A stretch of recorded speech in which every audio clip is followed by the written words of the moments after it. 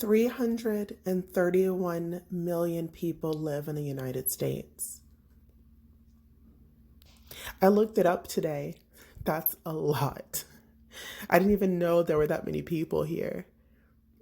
What comes to mind is stretch marks. When children hit puberty, if they grow too fast, their skin can't adjust fast enough and they get stretch marks. It's a painful process, and those stretch marks are always there. If a child does not get the vital nutrients and nurturing that's needed, the child grows into an imbalanced and traumatized adult. The turmoil, dysfunction, and manipulation that we are seeing in our country is a direct result of its growth and nurturing. As a country, we are still the immature and traumatized child who bullies ourselves on the inside and others on the outside because we haven't learned the lessons we're supposed to. It honestly seems like the majority of people are trying to avoid it. It's hard to say whether it's entirely their fault, they got that way, but I feel that it can be said that it is each person's responsibility to manage their thoughts. Thoughts are what create our emotions, which inform our actions. Our government and media have done a wonderful job over the years preparing us for situations just like this one. They feed our mind thoughts that make us feel like the dysfunction is normal, and what is actually normal is dysfunction.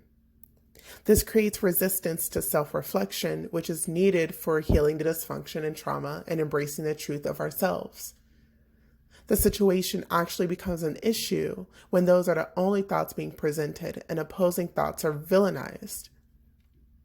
Okay, so how do you get out of the wheel? Imagine your mind as a dry erase board that anyone can write on at any time. Its role is to capture as much information and data as possible. What happens when you only get one source coming in? Is that the messages are all the same. The goal is to get a mix of information.